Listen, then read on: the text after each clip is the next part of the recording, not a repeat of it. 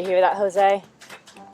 It's called nature. It's terrifying. No, I'm kidding. It's we're really into the beautiful. woods right now. We totally are. Hi, I'm Deep. I'm Jose. And we're your token theater friends. People who love theater so much that we're going into nature to go find it. Like whatever explorer that goes into nature, theatrical explorer. I don't know. I don't know canon. So why did we get on the train and go to Hudson Valley Shakespeare Festival? One, because it's beautiful. Second, because they're doing Into the Woods. Yay, we love musicals! Yes, and we're about to see that. But first, we have an interview with Britney Simpson, who's playing the baker's wife, and one of the best characters in all of Sondheim. Yeah, musical theater. Yeah. Basically, yeah. So awesome. Let's go check that out while we go have some mimosas back there. Yeah. We are at the beautiful Hudson Valley Shakespeare Festival with Britney Simpson from Into the Woods. Thank you for joining us. Thank you for having me. Thank you. How do you get any work done here with all of that beauty everywhere? I know. You know what? Literally the first time I came here, which was last year was my first season, it took my breath away. I was like, I had no idea a place like this existed. But luckily, we're doing Into the Woods, the easiest place to be in this kind of environment. So when was the first time you saw Into the Woods? The first time I saw Into the Woods was my first year at the Pacific Conservatory of the Performing Arts, PCPA. It's where I went to school at. It's a 2-year program. And our class above us did it. And I watched it, and I fell in love immediately. Particularly with The Witch. Her music has always spoke to me immediately. But I just thought it was so clever and so beautiful. I'm such a firm believer in you can only go as high as you fall. So the fact that they touch all those low notes, especially in the second act, I was like, there's so much more to unpack here. And then I understudied 2 years later in 2014 at the Oregon Shakespeare Festival. Understudied their production. I understudied The Baker's Wife and the woman who played the stepmom / the cow / granny / giant. It was a great multiple track. Many people compare Stephen Sondheim to Shakespeare, and like Shakespeare in many ways, I feel that Sondheim's work has been taking a little too long to become fully diverse. Totally. It's until recently that we've started to see, women playing traditionally male parts and people of color playing characters that have they doesn't say they're white in the book, but that's how people have interpreted them. Right. And that was their imagination. Yeah, and thinking about The Baker's Wife, I mean, it's been Joanna Gleason and Amy Adams and Emily Blunt. And have you seen... I have never seen a woman of color play... I have not seen a woman of color play The Baker's Wife, and I find it special, and I'm finding different colors that I didn't know before, particularly with this production, I mean, I just think there's such opportunity to color them differently, and I could find a more articulate way to say that, but it's you see different shades of society and the world when you see different people. Beyond woods, beyond witches and slippers and hoods, just the two of us beyond lies, safe at home with our beautiful prize. Just a few of us, it takes trust, it takes just a bit more and we're done. We want 4, we had none, we've got 3, we need 1. What kind of resonances does a diverse casting and for you, what kind of things have you found in doing the role that you haven't seen before? Oh, that's a good question. In this production, both the prince and the baker, Cinderella's prince, who I don't want to spoil anything, but there's some relations there with the baker's wife. We can spoil it because it's pretty well known. Yeah, everyone knows. Yeah, we're not gonna hear any. There's an infatuation that she has that sparks immediately, and I think as a Black woman, I know, like culturally, there has been a specific relationship with black women and white men. It used to be where where back in the day in American history, the white men often slept with black women and had them, and it was kind of like an undercut. There was a shame attached to it for, I think, white men to admit their attraction to black women. And I mean, of course, society's changing and all of that, but back in the day, just like 100 years ago, it was illegal to get married, for interracial couples to happen.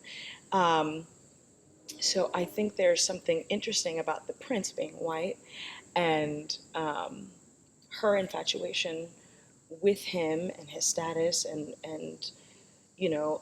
seeing him chase after another white woman and thinking I can never be that, and then him finding her in the woods and like exercising his attraction and his authority over her. I think that's a story that's been told before, and it has a different potency.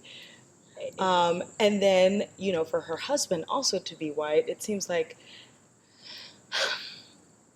for me, there's been a different layer of like, what if she has been trying to chase the dream of the prince the whole time and get her like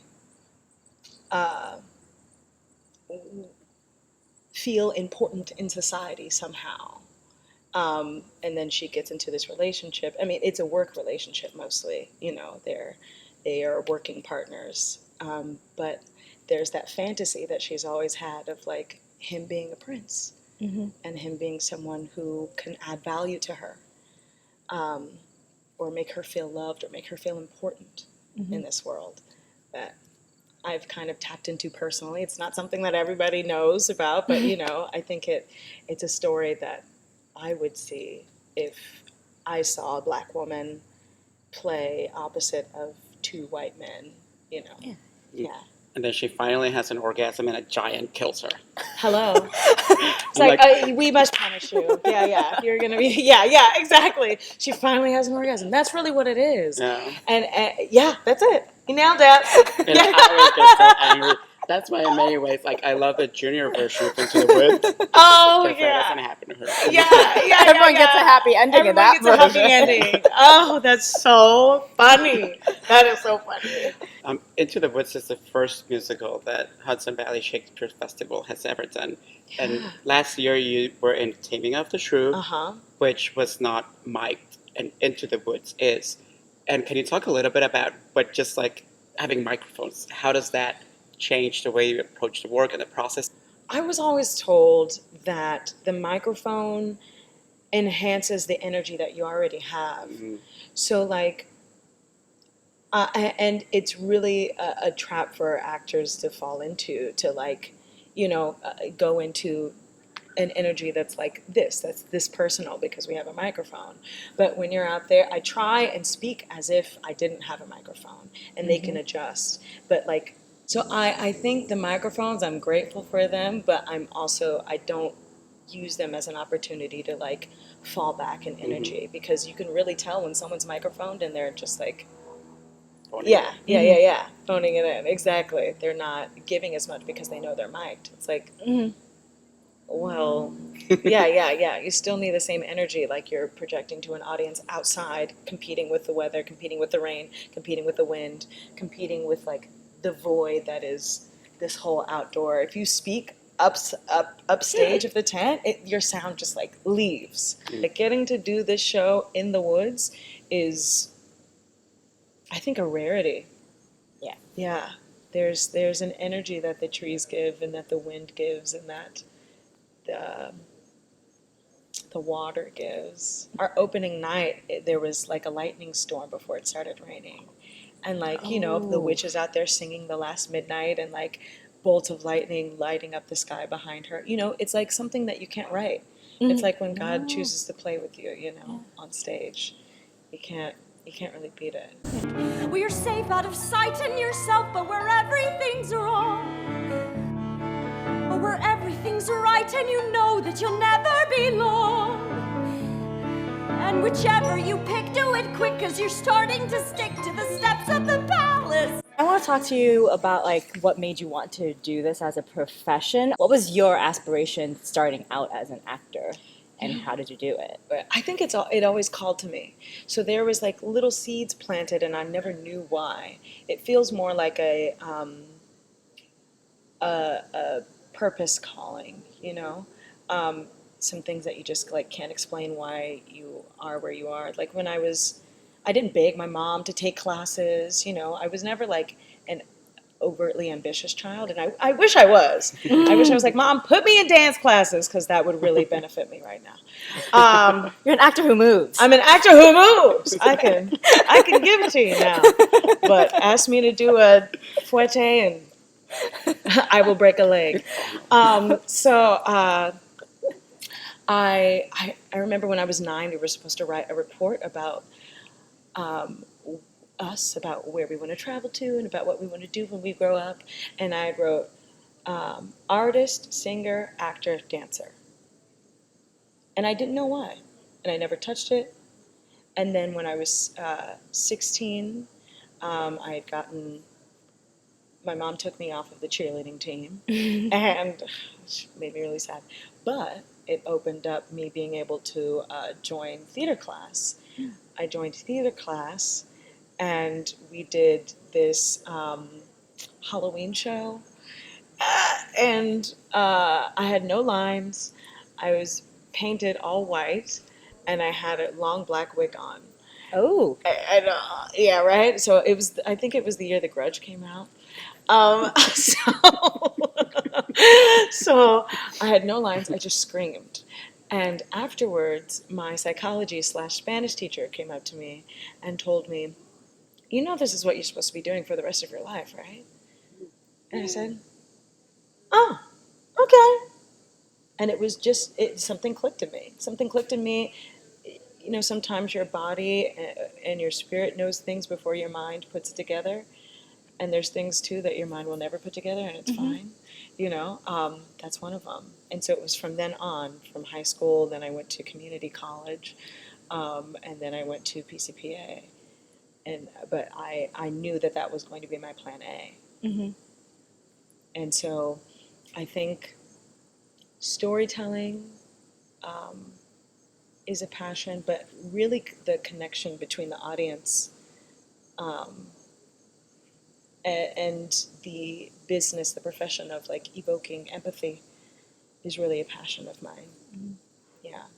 So I get taken here and there. I never kind of fully know where I'm going to land, but Well, I mean, speaking of that, you originated the role of Mopsa in one of my favorite musicals of the decade. really? I love Head Over You Heels love Head Over Heels so much, and I will always be Oh. angry at Broadway for not getting it. And I don't know why, I don't know why people didn't connect to it more, because I think it was ahead of its time. That's what I think it was. That makes a And- lot of sense. That makes Yeah. sense. I love Jeff Whitty. Love Jeff Whitty, who was, you know, the writer of the piece and saving grace while doing the show in Oregon. I recognized in the Broadway production that like it introduced people to terminology such as like non-binary or you know what I mean, like, and that was it. It's helping it bridge the gap, but I think it could do even more like deepening work. And there was it you know, like producers and I don't know how any of it really works, but like they there is a transition in transitioning from regional to Broadway. There's a lot of shit that happens. For the most part, it taught me more about myself and about how to move forward in the face of adversity, how to value yourself and make sure that you share your value. I liked Mopsa in particular because she knew her value the whole time. You know, where you had Pamela trying to figure it out, you had the king and queen like going through their, you know, their adversity, you know, because the king had a complex, and but Mopsa knew who she was and just wanted to bring people on board. You know, so that's really what I loved about her.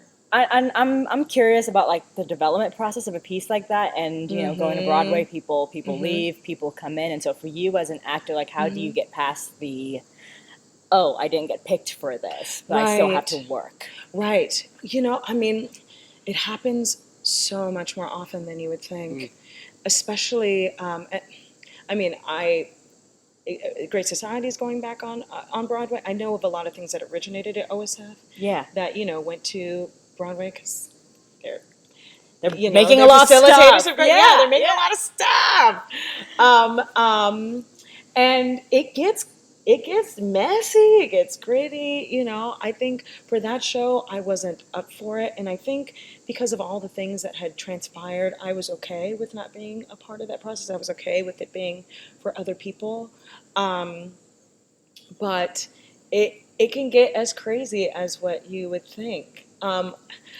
I do, and because it changes so much. I mean, even when starting at OSF, 2 weeks before, Jeff hands us a new script, and it was all in verse.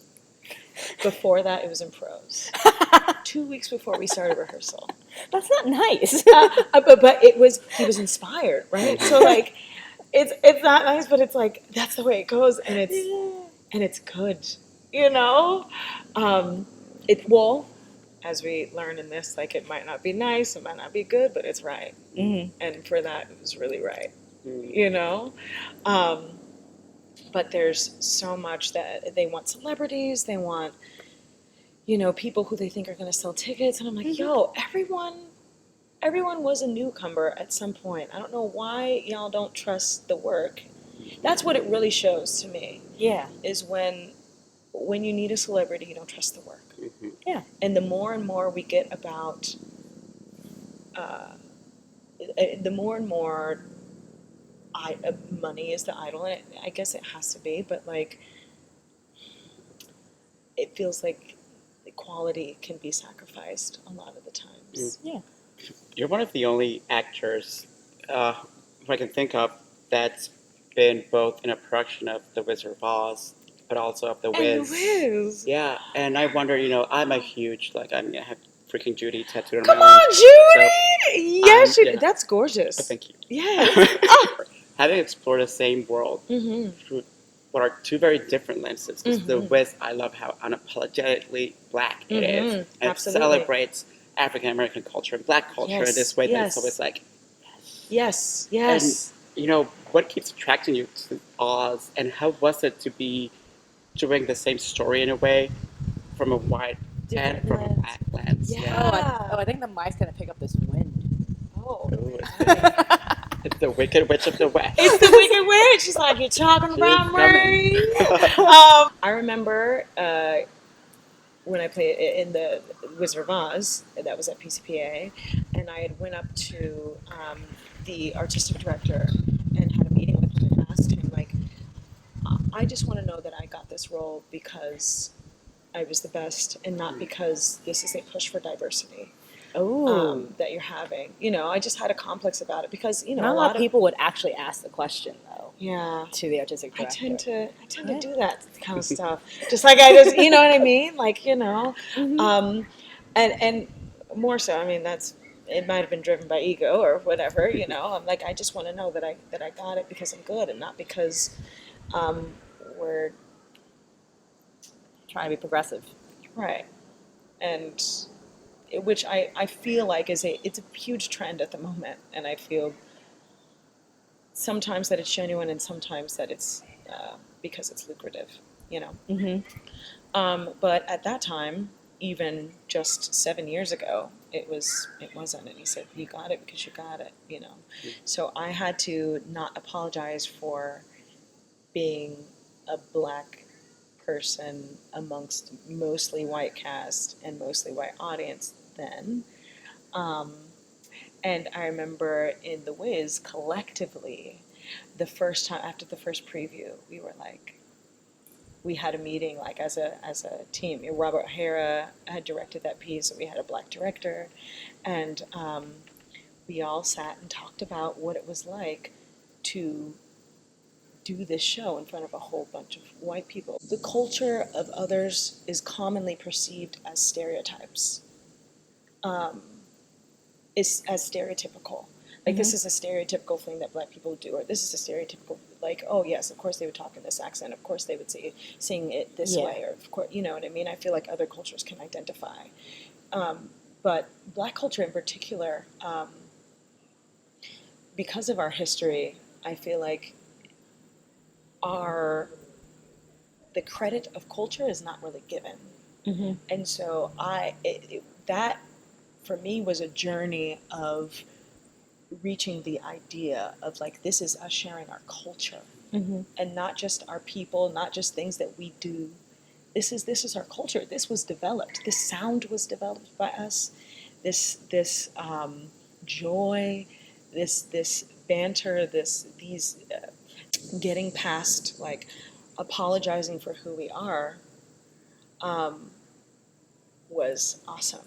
And now, like, you know, I have to fight to view things as not stereotypical, but as cultural. This is a cultural aspect, because, believe it or not, like The Wizard of Oz, the original, is not just a neutral piece. It's also a cultural piece. Yeah. It's also cultural. That is their culture. Everyone has a culture, and to acknowledge that, like, white is also a color. You know what I mean? It's kind of along those same lines. Like, this is me telling it from the perspective of this culture, and this is me telling it from the perspective of the other culture. We'd like to invite our viewers to come see you and Into the Woods. Hey, y'all! There are people watching this. There are people watching this. I would love for y'all to come up to the Hudson Valley Shakespeare Festival to watch this very special production of Into the Woods. It's one not to miss. I don't know if you've seen Into the Woods, In the Woods, but if you want the opportunity, get on the line.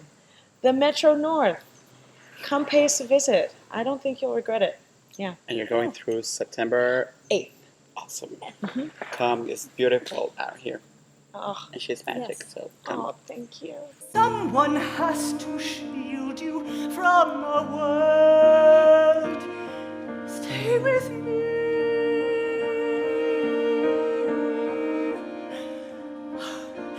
Princes wait there in the world, it's true. Princes, yes, but wolves and humans too. Stay at home. What other show would you like to see done outside, in the wilderness? Why is this so hard? I have no idea. I thought you said like Peter Pan or something, but apparently. But where are they going to hang the Peter Pan from? There's trees. Like, zip lining Peter Pan? No, that sounds like too much. Someone hire me to direct this production. I can make it.